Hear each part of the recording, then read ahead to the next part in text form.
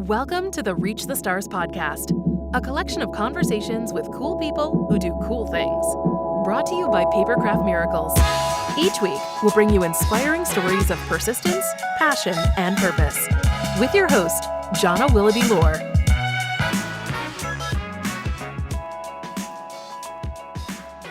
Hi, everyone. Welcome to the Reach the Stars podcast. I am your host, Jonna Willoughby Lohr, and today my guest is Harriet Mc Guigan. Is that how you say it? Yeah, Mc Guigan. You did well. Okay. So she is all about psychotherapy and helping people help themselves.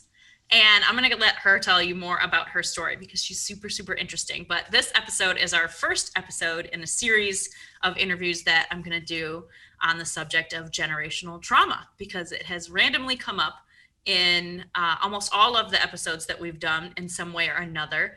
And I thought it was something that was worthy of investigating further. So we're going to see where this goes. So welcome, Harriet. Will you tell everyone a little bit more about you and where you come from? Thank you so much, Jenna. And I just want to acknowledge the amazing work and service that you're doing. And, you know, using your intelligence and your tech knowledge to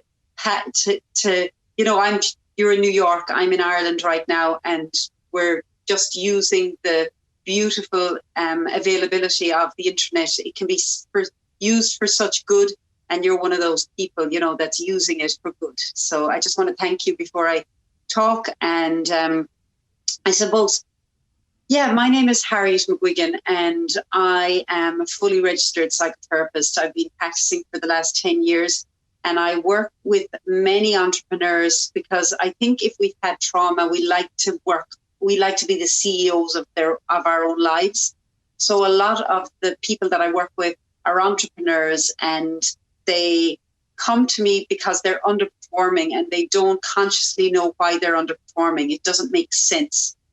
And so when they work with me, I help them change their mindset, get laser focus, and start living abundantly using strategies that they have a way to keep moving forward and leaving the past where it belongs in the past. And also what I'm all about is for us to have compassion.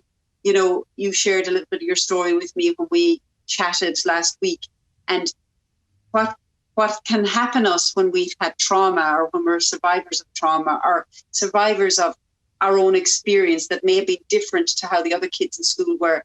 We attack ourselves 1,000 times more than even whatever anyone said to us, or if our situation was unusual, we attack ourselves inside 1,000 times more. So it can really lead to chronic illness. You know, I'm someone who lives with chronic illness, and I know it's due to trauma. And it can lead to rage attacks on ourselves or on our kids if we don't have the right support. And it's not today. I'm a mom of two. I have a gorgeous 13-year-old and an 11-year-old.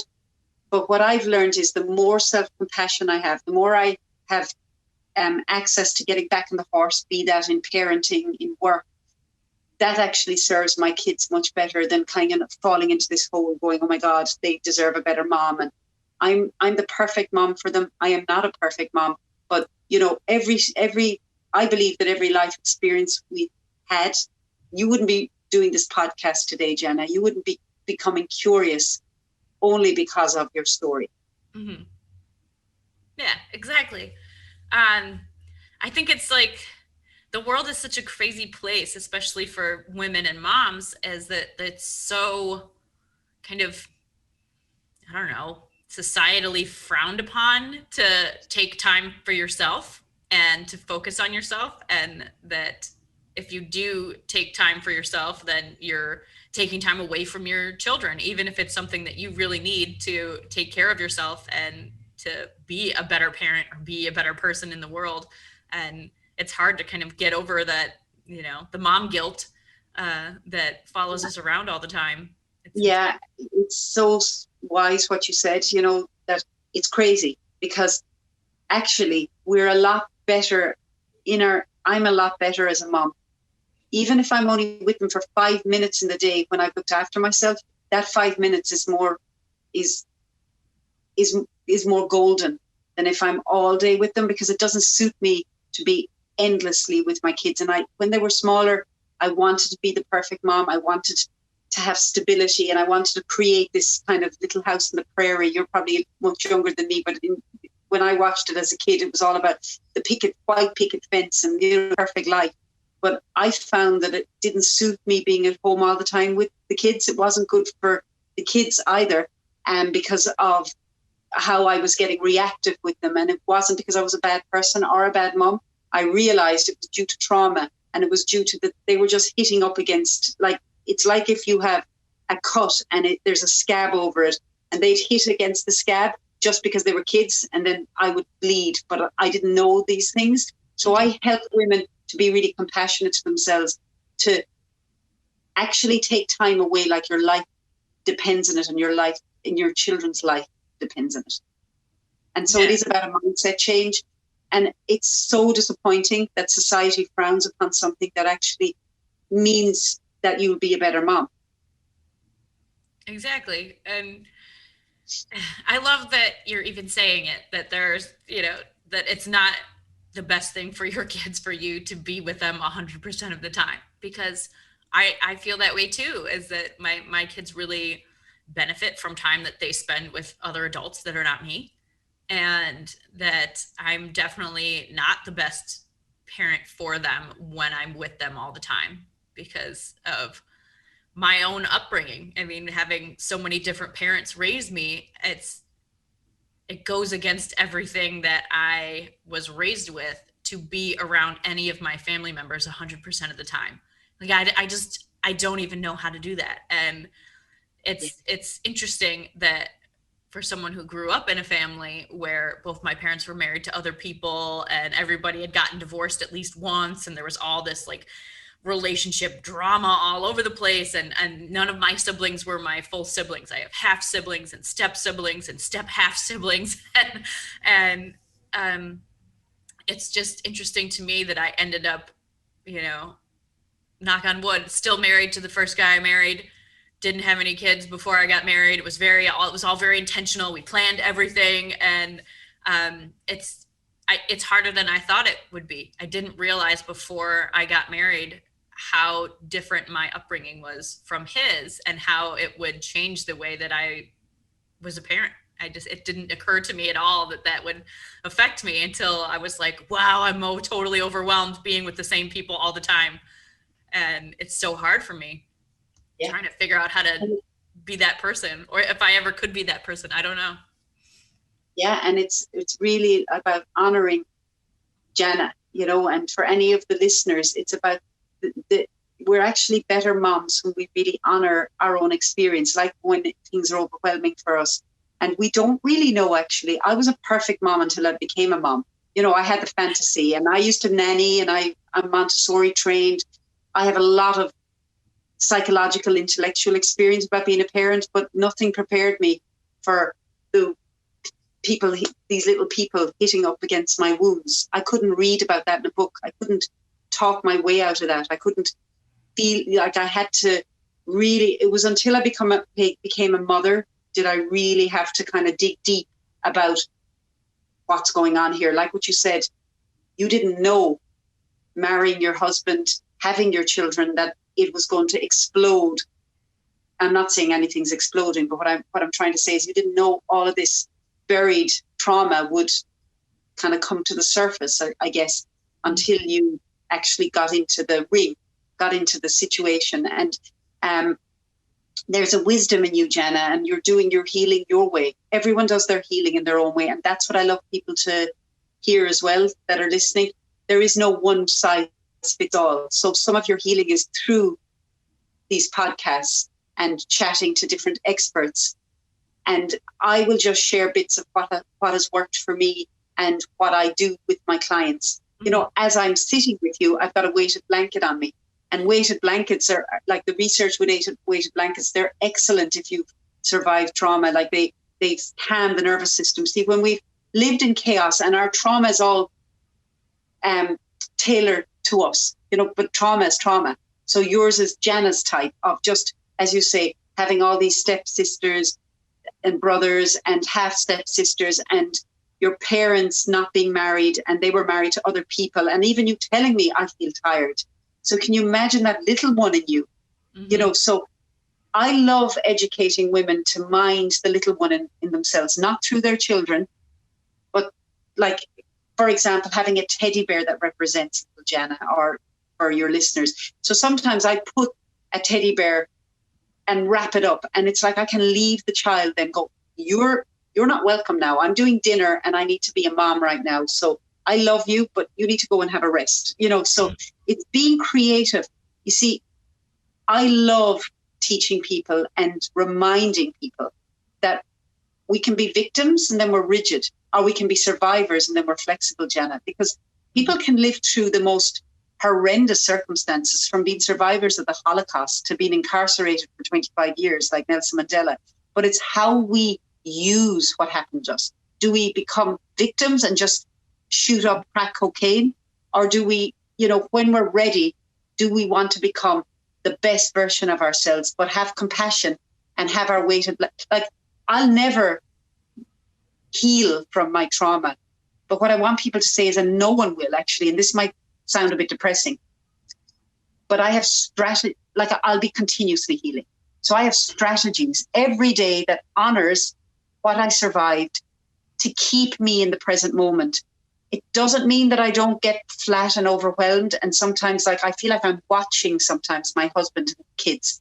I'm kind of an observer going, I don't know how to step in. But the more, I suppose, and I'm 43 now, and at times I could look back when they were younger and feel desperately, I could have a lot of ammunition to beat myself up for how unavailable I was, but it really was the best I could do at the time. And the more I really stayed close to my healing, children are, look at us, Jenna. Children are very adaptable. Our brain is elastic, so our brain can change. So my 13-year-old today is doing really well, even though I didn't give her everything she needed when she was young. Mm-hmm. But I brought her to play therapy. I had the wisdom to go, okay, I need other people to help my daughter here, help me. And she's doing fine. She's a normal 13-year-old. She's not perfect. And her mom is a normal, good enough 43-year-old. So if anything from this podcast, what I want people to go, we're still lovable, even though we're survivors of trauma. What we go into is this hatred, and this attacking. I've developed a chronic illness. I'm still lovable. I have to keep trusting whatever presents to me. In some ways, the chronic illness has actually slowed me down. So it's been a blessing in disguise, even though I wouldn't wish physical pain on anyone. But everything that presents to us can be an opportunity to grow and learn. Or we can fall into the victim rigid place, which is kind of a crap place, because then we're just kind of, even if we're not doing drugs or drinking, we're just kind of drunk in our lives. Mm-hmm. We're just watching life happen. Yeah. It reminds me of this. I wrote a poem when I was maybe, 8, something like that. And it's one of the lines that I've written in my life that just randomly pops into my head and really just sticks with me a lot. And it was, scars are twice as strong, because they hold on and rebuild. And say that again. That's amazing. Scars are twice as strong. Scars are twice as strong, they hold on and rebuild. And I just really liked picturing myself as this person that was like holding myself together while like stitching it together at the same time. And there's, especially with the physicality of women's bodies, like our bodies just tend to get scarred more by becoming women and becoming mothers. And, I don't think there's a single mother out there that doesn't have at least one mark that proves somehow that she had a baby. And, it obviously it changes you mentally, but being a mother changes your whole body physically forever, and it's never going back. And it can be a really hard thing to come to grips with. And yes. I've felt a lot about like kind of once you become a mother, it's hard to fight against that feeling that your role of being really beautiful is over. And that's one thing I've definitely like struggled with, that being okay with the fact that my body is going to look different and there's nothing I can do about it. Yeah. And that's been tricky. And I was also, I wrote this poem right after I gave birth to my first son. It's called After the Party. And it's about while you're pregnant and you're huge and round all the time, people are like, oh, look at that pregnant body. You're really beautiful. Look how huge you are. That's so great. You're glowing. And like, they just have all these amazing compliments about the fact that your body is huge. And then any other time in a woman's life, if any of your body is huge and round, it is not a good thing. And you're kind of described as lazy, or, you know, it's critical. Yeah, and it's your fault that you're not beautiful anymore. And but like, you know, like while you're pregnant, everyone is so complimentary about everything that you're doing. And then as soon as the baby is born, the mother is like nothing. And everyone is like, oh, look at that baby. I know. And it's like the mother just sort of disappears. And when a baby is born, a mother is born, actually. Mm-hmm. And so what I do when I actually message people that are new mothers, I honor that. And I often, you know, when the baby becomes one, I say, congratulations on being a mother one whole year. And, you know, people kind of say, Harriet, that's so lovely, because like that, the mother is invisible. It's like when the mother has the baby, everyone wants to come and see the baby and hold the baby, and nobody asks, are you bleeding? Are you sore? Do your nipples hurt? You know, it can be so hard. And then we can go into attacking ourselves because we feed that societal thing of, I need to get my flat stomach now. I need to be out of my dressing gown. I'm not supposed to have postnatal depression. I'm, you know, whatever. And healing is about kind of coming away from the rat race. And actually, Jana, the interesting thing is that in the olden days, a voluptuous body was a sign of wealth and beauty. So you look at all the art from the Renaissance period, and the women were peachy and had bums, and people that were very thin were poor and waifs. Mm-hmm. So, you know, it's so messed up. Society is just like, if you were listening to society of what was beautiful and what wasn't beautiful, we would be literally head F-U-C-K-E-D, you know. Yeah. It's a little bit about finding a way that happens with time to go, how can I beat my own drum? How can I honor the journey Jana had, the wisdom? I mean, the poetry that you write, even you telling me about the scar, I was like, I want you to send me that after we chat, because you wouldn't have that access to that depth of poetry only because of your story. So it's eventually coming to a place for all of us who really want to survive trauma and thrive and live alongside how affected we are, by going, what learning is there? You know, it's like the intuition I have is because of the chaos. I have a like laser intuition, but I wouldn't have that today. I wouldn't be as superb as a therapist or a human in the world, only because of all the ways I had to watch movements and eye movements. Yeah, okay, I wouldn't wish that on any little 5-year-old, because it's lovely for 5-year-olds when they could just be free and easy. But because I had that experience, this is what I can offer today, like your poetry. So it's changing, it's turning around the story to become actually our superpower, then collapsing in it and kind of getting depressed. Mm-hmm. Doesn't mean we won't feel depressed, but it's not defining ourselves. I definitely can be depressive at times in feelings, but only if I attack myself. If you let the feelings pass through, if I do that, then the sun comes out again. You know, and it's just being honest to our partners. I have an amazing husband too. Like, I met him young. We met at 11. We weren't together like physically at 11, but we met. Like, I believe our souls were meant to have met. He's amazing. We've had our journey, and I've been a nightmare at times when I've been lashing out and had to, you know, today, 21 years together, you know, I'm very respectful, but I'm respectful to me. When I started being respectful to me, everything else changed. Does that make sense? Yeah. It's so wild thinking that, I mean, the way that my mom mothered me was because she was really rebelling against the way that her mother mothered her. I mean, my grandmother was very much like the perfect mother. I mean, on paper, and, you know, white picket fence. Everything in her house was like bleached with Comet Cleanser and smelled like dial soap.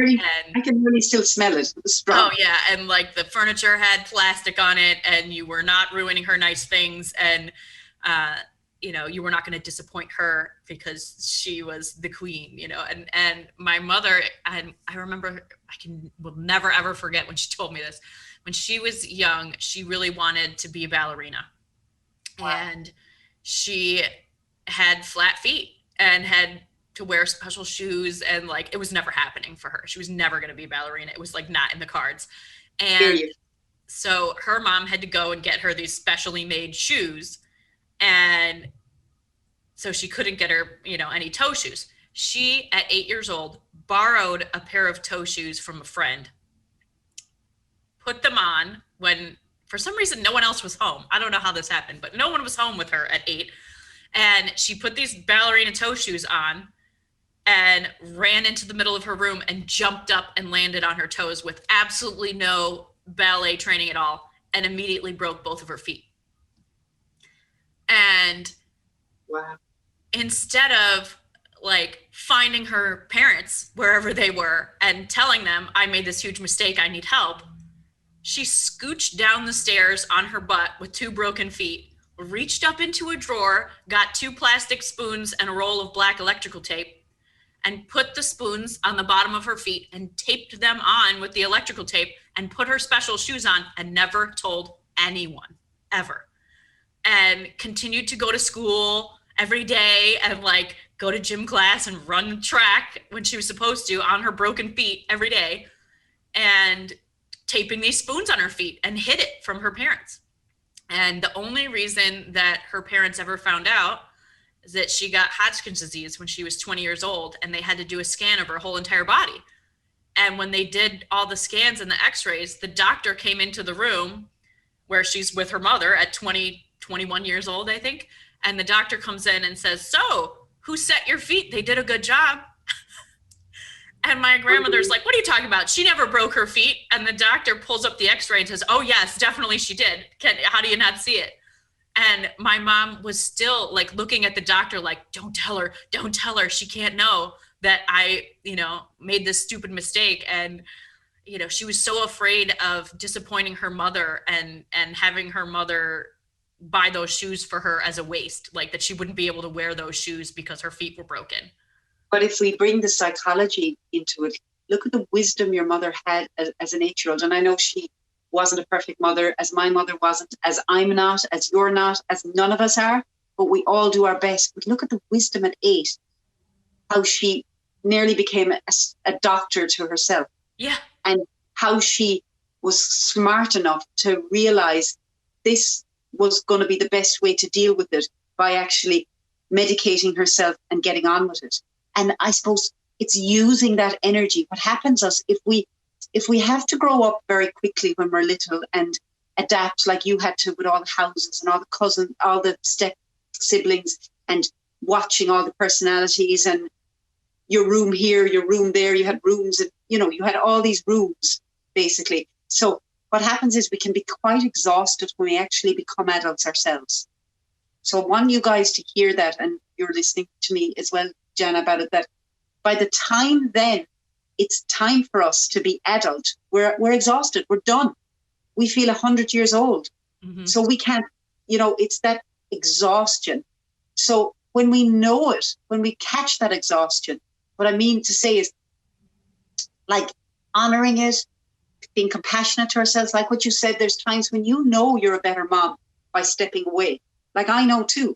I know I need, and that's why COVID, like we're very lucky where we live with lots of space. But like I know when I hit my limit of I just need to be with nobody. I don't even want to be with Harriet, but it's like you're with Jana every day. I'm with Harriet every day. If we can't be our own best friend, we're stuck with us. So we start to destroy ourselves. That's why we go into addiction, self-harm, blading ourselves, over tattooing ourselves. We all have our addictions, overuse of social media, oversharing. All of that comes from that we're actually trying to tear our own skin off. And that's why that is tragic, because somehow you were sent here, Jana. You're the perfect mom to you have boys, isn't that right? Mm-hmm. Yep. Yeah, you have 2 boys. Mm-hmm. You're the perfect mom for them. We don't trust that. It's like I used to kind of feel, oh my God, they'd be so better off if like the universe sent them a different mom, all this crazy thought. And then I had to like go on my own path of going, I'm the perfect mom for them. Like your mom at 8, my daughter will have her story. But every day, you talk about scars. I go on my walk and I just hand over what I can't give them. to the universe. Go, I hope you'll find it through girlfriends, boyfriends, books, friends. I can't give them everything because I'm operating from, if you think of Swiss cheese with holes, I'm operating from a limited, but it's okay because I'm doing my best. Like your mom did her best and you're today doing your best. I thought I would never forgive my mom or the generations before me. I mean, I had to go on my journey of it and get loads of support.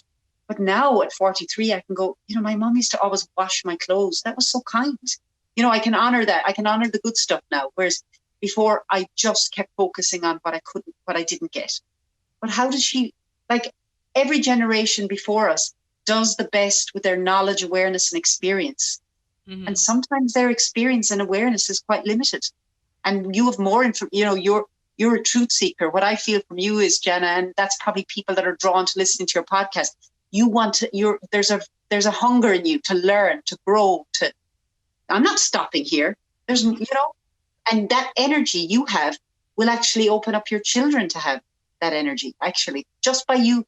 Yesterday it was really interesting, just to give you an example. My son's 11 and he was having some challenges with his friends, as you do at 11. They were playing Fortnite together, and he was like, they were being kind of pissed with each other, his friends. And I heard, and then he said to me, I kind of go easy on his friend, say his name is John, because he doesn't have it that easy, Mom. His brother has health issues. But I just thought, in that moment as a mom, I thought, he's got compassion, he's got empathy, he's got a capacity to think of other people. Doesn't mean he's not a little, what will we call, we won't use any bad language, little brat at times, and right now he's not supposed to be on his PlayStation, and he is, but anyway, we'll breathe. But what I'm trying to say is, when I mind Harriet, I can go in not attacking. When I don't mind me, I'm scary. You would hear me in New York roaring. And I can feel it when my throat hurts. And it's not because I'm bad. It's because I'm a trauma survivor. And I want people to hear that, listening, that I used to think I was evil because I had such a temper. But my temper was just a message that, Harriet, you're not taking care of yourself. You need to go to someone to tell you, because it's kind of like, what WTF? What does taking care of yourself even mean? It can feel, we hear self-care. It's like, what does that even mean? But I had the wisdom to go, okay, I'm just going to stay really close to, I just met this older lady, she's in her 70s, and I just went to her every week for 10 years, every single week, even if everything else was falling apart. I just kept going. And that's what saved me. And that's what saved my kids and my marriage. And that's why I can be of service now in the world, because I'm still here. I didn't destroy myself. But we can destroy ourselves if we don't get the right support.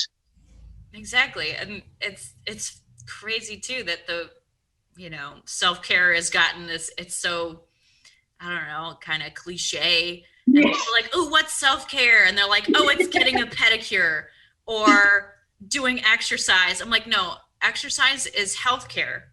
Like, it's good to do that. You need to do that, but that is not necessarily. But it might be for Jana. Yeah, we see. Right. We have it's not to something you're tailor. doing just My for your own self-care- soul. It's like you should do that so you don't die. But like self-care can be saying, I can't handle these children right now. I have to go take a walk, or I need to That's go. good for your children. It's like, sometimes my kids used to be on TV too much when they were younger, and you read all these, oh no, TV is bad for your kids. They were better being on TV than me screaming at them. So in that moment, that was really good self-care. I just put the TV on, as you said, lay on my bed for a while, breathing, just going, okay, come on, you can get back to being, because you see, when the wound, again, I'm talking about the scab, when the scab gets knocked off, all bets are off. When my scabs get knocked off, all bets are off. What I mean is the amygdala, you see, if we talk about it from even, and I know you're smart and you like learning, I can feel that from you. So basically, the frontal cortex is this part of our brain. So it's our forehead. So that's the part that has empathy and compassion. But when we've had trauma, this shuts down. So when I don't give myself enough time to catch that this is shut down, that's when I go in like a tiger as a mom. So when I kind of go, okay, if I give myself that time to just go, leave the telly on. Okay, he's done 8 hours. fortnight. It's not the end of the world. It's not, because we catastrophize then and we're like, oh, he's going to become complete, like he's never going to leave his room. And then when I'm calmer again, then I can go, Ollie, seriously, we need to look at your internet use or your, but I'm talking then as a 43-year-old. Do you understand what I'm saying? Yeah. I haven't flipped my lid. I talk a lot about this with moms. This is when we flip our lid, but it's just because we've trauma, so the scab gets knocked off. So we're finding ways all the time to get the lid back on. And the research, and I can only share my take on it, is that we get our lid back on when we meet a supportive other who walks the path with us and really reparents us, I guess. That's what I've had to do. Other people do it through, like you, with your podcast, with maybe having your own business, with like your poetry. There isn't a one size fits all. Mm-hmm. But we all have to find something that heals our soul, whatever that is. Yeah, exactly. It's such an interesting topic, just thinking about how, the ways that we were raised as kids and the way our parents were raised as kids will just continuously affect every generation. And it's so crazy thinking that, my mom was so afraid of disappointing her mother and admitting that like I just failed. feel like giving her that little 8-year-old, like, oh my God, it's sad. Mm-hmm. There's lots of grief really, and everyone doing their best. So even your granny who was bleaching, that was her best to clean everything and have everything proper. Oh, I have 2 dogs looking at me now. My 2 dogs have come up to check what am I doing. But but we can create our own happily ever after. And sometimes I'm amazed too. My parents, like, it was very acrimonious. Like, it wasn't an easy time. It wasn't easy ever really, but I've created a home. I've actually created my happily ever after. Doesn't mean that I don't get flashbacks or I don't get depressive episodes, but I've kept going. I feel like I'm a living miracle, and so many of us can do this, Jenna, especially if we get the right support. We don't have to keep recreating. And they say even if we change the trauma by 30%, we've done a good job. Because I used to want to change it like 100%, but because I tried to be so perfect, I was making more of a mess. But now I can accept, even if I've changed 30% of what's passed on, that's a good percentage. I can accept that and I can feel that's okay. Yeah. Yeah. I was thinking the other day too about how, we can try so hard to do things differently than the way our parents did them. And then end up doing the same thing that they were doing, but in a different way. Like, I remember when I was young, my mom never wanted me to cut my hair. She wanted it to be really long. So she meant it. Yeah. And I asked her, my stepmother actually took me to get a haircut in 7th grade. And I had not ever, since I had cut my own hair when I was maybe 3, 2.5, something like that, I'd never had a haircut. And my hair was like really raggedy and I hated brushing it and I never wanted to deal with it or take care of it. And my stepmom, when I would go to their house on the weekend, she would be the one that brushed my hair out because I hadn't brushed it in like an entire week because I never wanted to do it. And my mom loved having my long hair, but never wanted to do anything with it and never had effort for it. So my stepmother took me to get a haircut and it wasn't even super short. She cut it to like here. And my mom was livid that my stepmom had taken me to get a haircut without her permission. And she's like, my mother made me cut my hair when I was young and I always wanted to have it long and she made me cut it. And so I wanted you to have long hair. And I was like, but you're doing the same thing to me that she did to you. I wanted to have shorter hair and you wouldn't let me, and you wanted to have longer hair and she wouldn't let you. And it just, I could see it like wash over her face that she was trying so hard not to be like her mother. And she ended up being just like her mother. And she was like, oh my God, no. And after that, she got to be really cool about it. And by the time I was a teenager, I had like cut all my hair off short and it was like hot green all the time. And, she ended up being the parent when summer camp called and said, your daughter dyed her hair. She's like, oh, cool. What color is it now? And the summer camp's like, what? You're not upset? And she's like, it's hair. It'll grow back. And that she had, I had taught her that and she had changed that. And there are a lot of things that I love that you said, you know, if you can improve 30%, that's amazing. And growing up in a house where my mother was a total hoarder and I didn't even know we had hardwood floors till I was 20 years old. I'd never ever seen them. And Wow. when I went away to college, the first time that I had my own space in my dorm room that I could set up however I wanted and organize however I wanted, and all of my things had their own place. And I even went like too far. I was definitely on like the OCD spectrum about it. Yeah. I was Marie Kondoing long before there was Marie Kondo in my dorm room with all of my things, and everything had to be really perfect. And even once I had my own home, everything was like that. And I was really like on top of cleaning, and I would clean all the time. And as soon as I had kids, all of a sudden I was like, oh my God, I totally see why she never ever cleaned.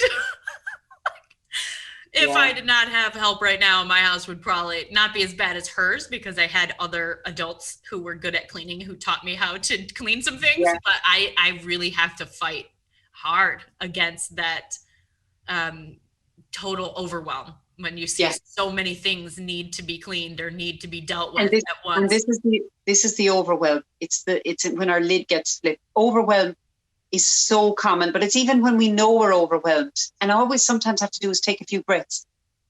Find something to mind that little one.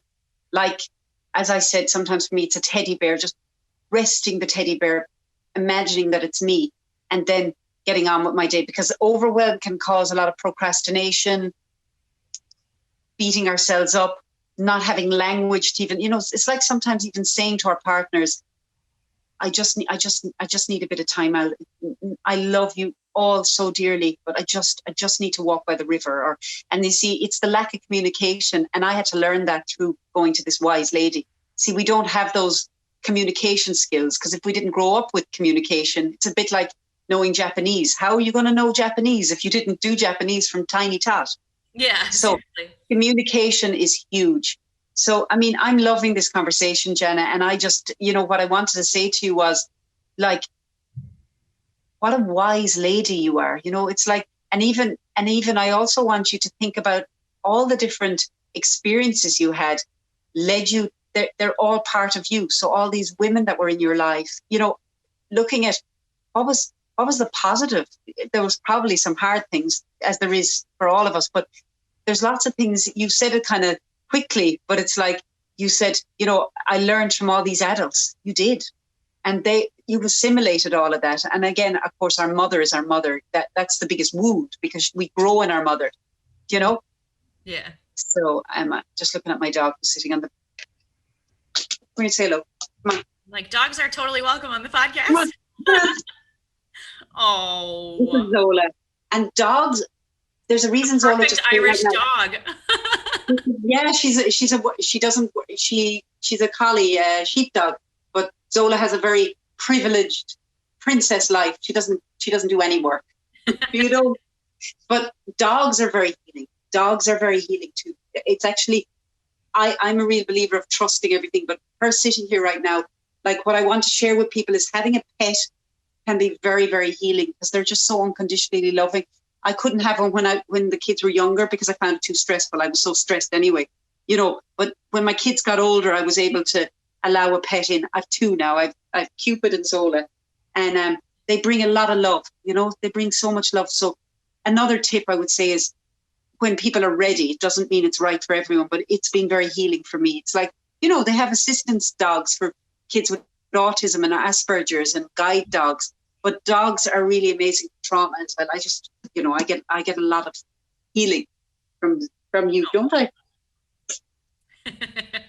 Yeah, I think someday we'll probably have a dog. My husband is a big time dog person, but we just don't have a lot of time to devote to really. Your kids are small, Jenna. Yeah, they're little. They're not big enough. Yeah. And I told my husband, I was like, someday when the kids are old enough to help you with the dog, you can get a dog. Because I have two cats, and he hates. You're right. He hates cats, but they're getting older, and I don't know how long they're going to be. My one cat actually has cancer right now. So sad. Oh, but it's been interesting. I mean, before I had kids and I only had my two cats, like I took really great care of them and focused on them a lot. And as soon as I had kids, I just was like, it was totally one of those like trauma trigger things. Like the cats would come near me. I'm like, get away from me, the baby, you know, like, and I felt like a crazy person. And then the cats started like rebelling and peeing on our shoes and stuff. Cause they were like, you suck. What happened? What'd you do? What happened to my person who wants to snuggle with me every night? Now you're snuggling with this other thing. And it's, you know, and it's again, the other thing to just, you know, before we finish up, you know, is we have to be kind to ourselves, Jana. And again, what does that mean? That's a bit like the whole self-compassion, self-care. What does that mean? And what it means is just, even if we've totally lost it in a day, we're still lovable and we can start a new day. Like I make mistakes all the time, like all the time. And I notice that I'm recovering is I don't collapse in my mistakes the way I used to before. I'd be like, I mean, you know, just, I couldn't even eat with how bad I felt, how, you know, what a terrible mother. Now I'm like, okay, you know, that's just more learning that you haven't been going to bed in time or you didn't get a walk today. So I use my mistakes now as markers for, you just haven't been looking after yourself, Harriet, or, you know. And I mean, it's easy for me to say this. I'm 43 now. Like I was crazy when they were younger, but I look back and I have so much compassion for that younger mom, that mom who was so earnest, who wanted, like your mom wanted you to have a different experience to her. But because she wasn't in therapy or she didn't know, you know, she ended up doing the same thing. And that's what we do. I did it to my daughter. I wanted everything to be so different, and it's okay. It's all okay. Yeah. Isn't it? I mean, she definitely, you know, she made a lot of the same mistakes that her mom did, but in other ways, she rebelled so hard against the way that her mother mothered her and the way that her mom made her feel like she had to live up to what a woman was supposed to do. I mean, my mom, I'm pretty sure she got married because her mother thought she was supposed to. Yeah. And she got married at 21, and then the Feminist Revolution happened, and she was like, wait, what? There's this whole rest of this world that could be open to me. And she struggled kind of the rest of her life with learning how to be her own person and to want to take care of herself, and before even taking care of other people, and that it was a thing that, you know, a woman could earn her own money and take care of herself and didn't need to be married to a man in order to survive. And I know that she really wanted me to learn that from day one. And that was like a huge thing for me. And she told me once that she didn't feel like being a woman was a good thing until after she had me. Wow. And she just didn't realize like how cool it could be, like all the special things that you could do as a woman, until after she had a daughter and was like, oh my God, the world is so different for you than it was for me. And that she really wanted, you know, in some ways, I think she might have went too far to be more of my friend than my mother. But she never wanted to be the mother whose daughter was afraid to come to her when she had problems or when she made mistakes. And when so she really meant well. Yeah. And, you know, so I remember her once, I asked her, I think I was, I don't know, 14 or 15. And I was, you know, starting to go on dates with guys and being interested in boys and stuff like that. And I was like, well, Mom, like there, you know, there's this one guy, I like this guy. And then I kind of like this other guy too. I was like, is it possible to love more than one person in your life? And she goes, oh, you're going to love more than one person often at the same time.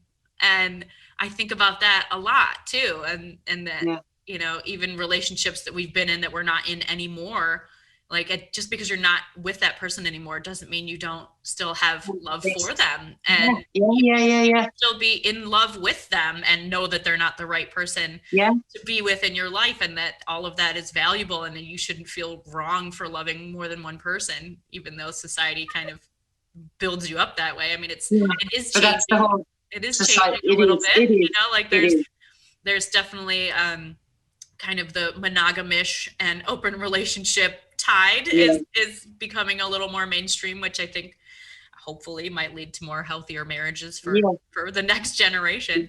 Anyway, I could talk to you all day long about this stuff, but at the end of all of my shows, I ask all the guests the same 5 questions. Okay. Five question time. Okay. So the first question is, tell me about an experience that shaped who you are today. Like a single moment that after that moment, you're like, oh, wow, the door is open. Okay. I think giving birth to my daughter, my oldest, it like blew everything out of the, like, that's when I went from being a chronic people pleaser to being like, however I'm going to get the support, I'm not going to be a doormat anymore. And she was my why to be the warrior that I am. So that's one answer. First answer. I love that. Okay. Number 2, when you feel defeated or overcome, what do you tell yourself to keep going? So initially I let myself have a good cry, and I think crying is really cathartic, and I didn't cry for a long time. I was just angry. So I cry very easily now, but I don't beat myself up.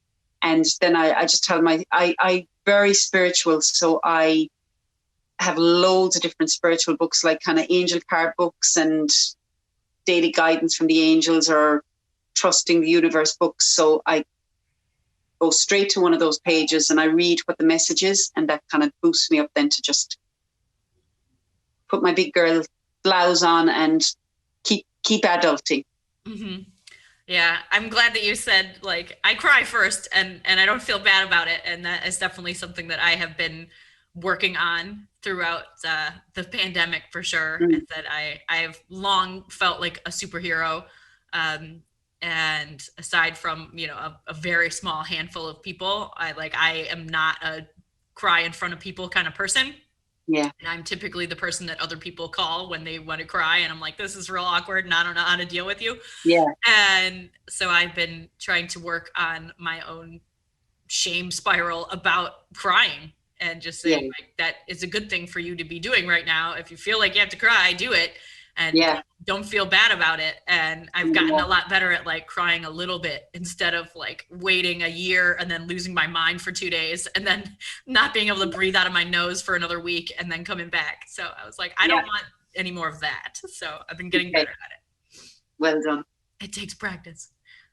As part of the impetus for me starting this show actually was there's this actor on Instagram named Nico Tortorella, who is non-binary and in an open relationship and gender fluid and sexually fluid and just really like an open person, but very much male presenting.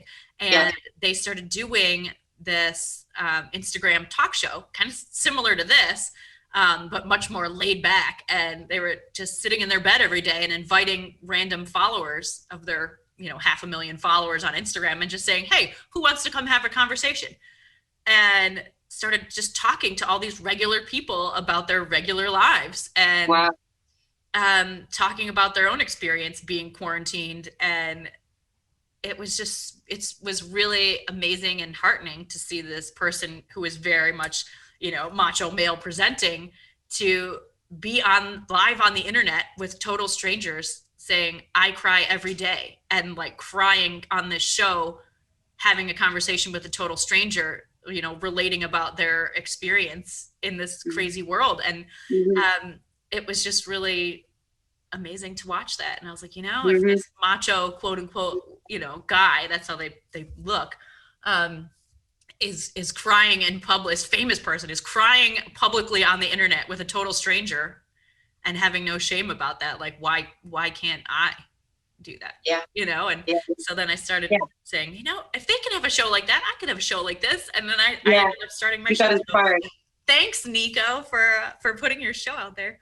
It was great. Okay, number 3, tell me about a way that you overcame a failure or a mistake and what you learned from it.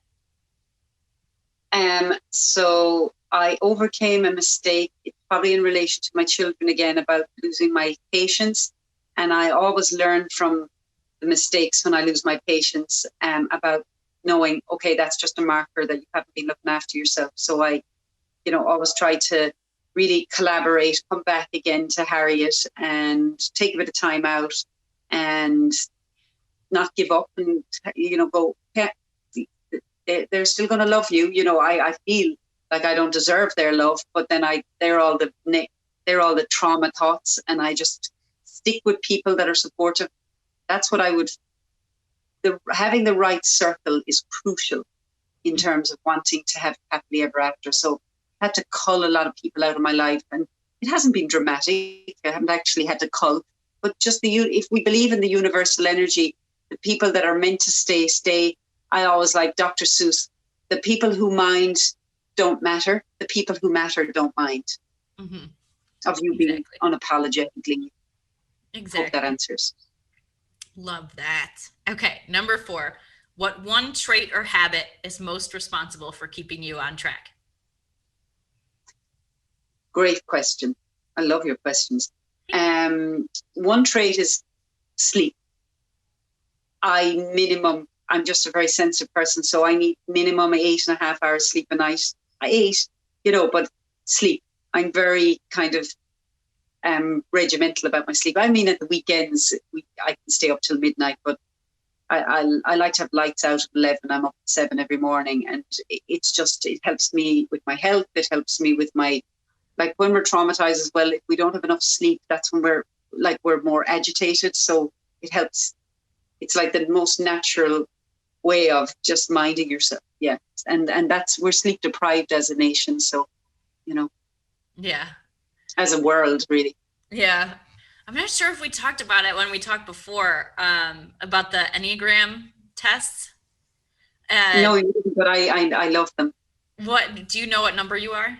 I'm either 1 or 4. So 1 is perfectionist. I kind of veer between, and 4 is like really sensitive, just really blames themselves for everything. That child in the family that, even though, like for your story of, so much was out of your control, and so much was out of my control. But I'm really that personality that if someone cancels, I'm like, oh, what have I done? The electricity goes, oh my God, I've cut a wire, kind of neurotically self-hatred. So yeah, probably 1 or 4. I'm definitely a 7, and I'm the enthusiast. And wow, it was really interesting for me learning about that, and then learning that, my personality type, behavior type is very much saying, I'm going to do whatever I can do to avoid dealing with pain and conflict and all of those things. And in order to do that, I will take on lots and lots of new things and new projects to give me hope looking for the future, so I don't have to deal with any of that. Yeah. And so interesting. Yeah.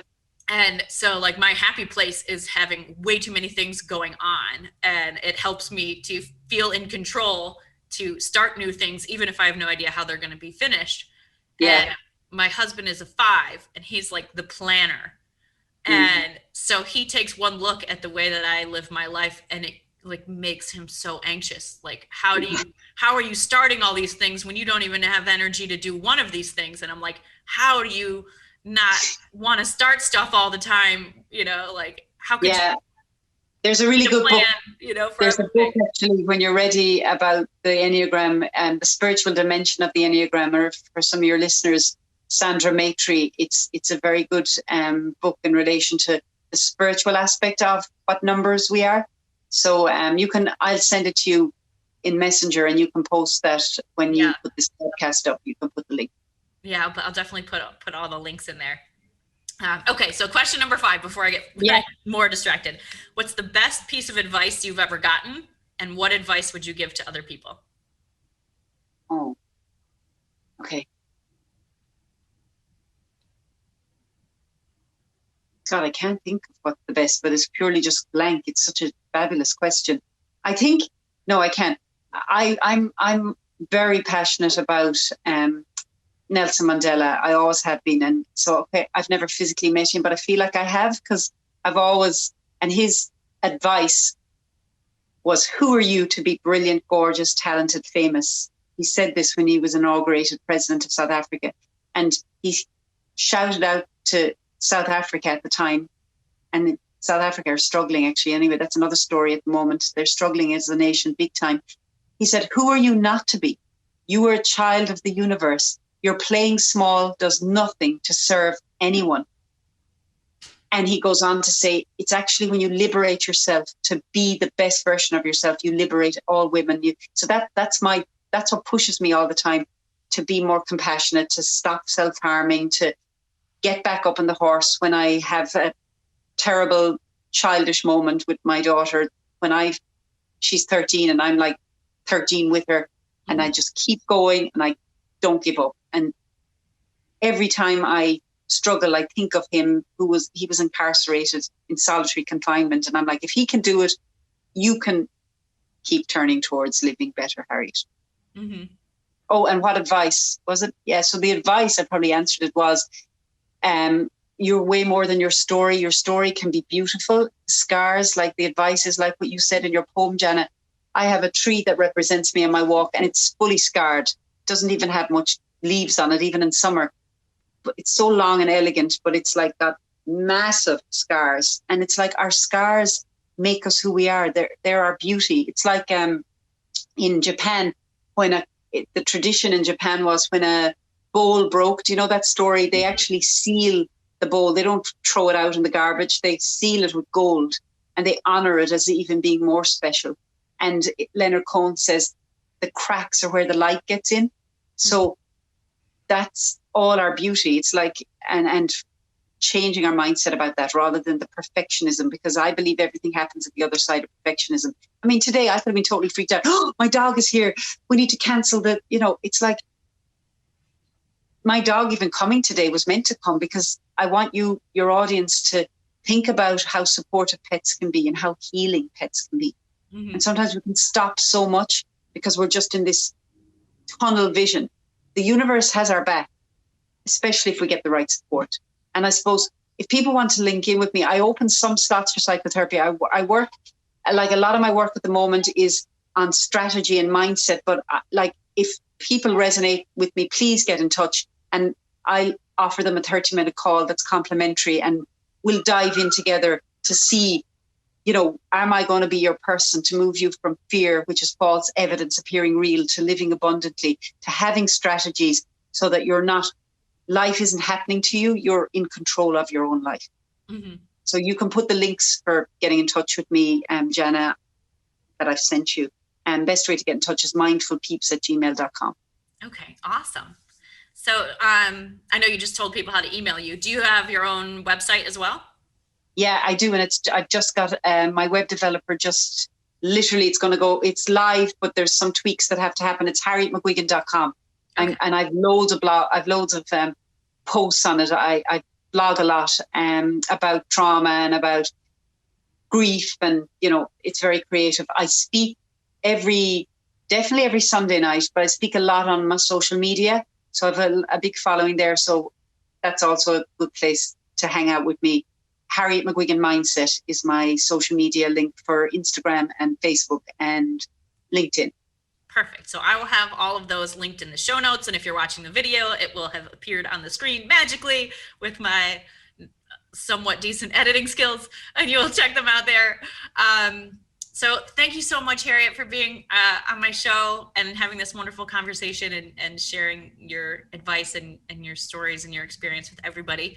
And I hope that you all will continue to support Reach the Stars podcast. If you love this show, please consider being a patron on Patreon and helping continue increasing the reach of the show. It's patreon.com/reachthestars.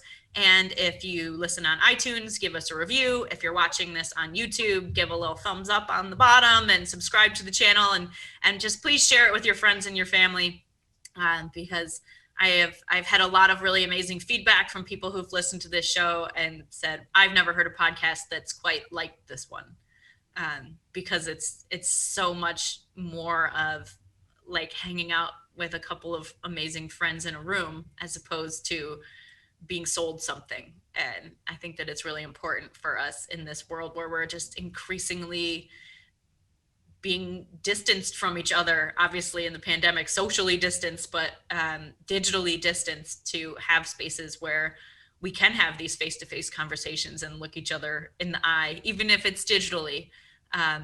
It's just such a different way of communicating than sending a text message or sending an email. It's a different thing. So I'm really glad to have this podcast and to put it out there for all of you. And I hope you all will join us next week. Thank you. Bye. Bye, everyone.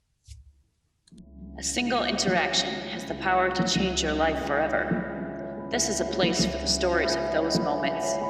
Stories of pursuing dreams, overcoming tragedy and failure, of coming back to life after so much of what feels like dying, of continuing on with only a vision as a map. This is the place where those moments live on. Come sit by the fire, look up at the stars, and be forever changed too. Thank you for being with us on the Reach the Stars podcast. Our theme music is generously provided by Byrocratic. You can find him on bandcamp.com.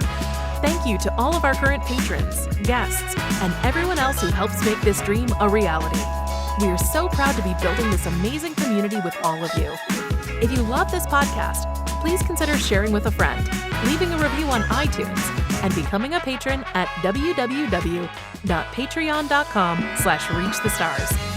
Don't forget to subscribe to our YouTube channel to see the videos of these conversations. We'll see you next week. In the meantime, do something cool and tell us about it.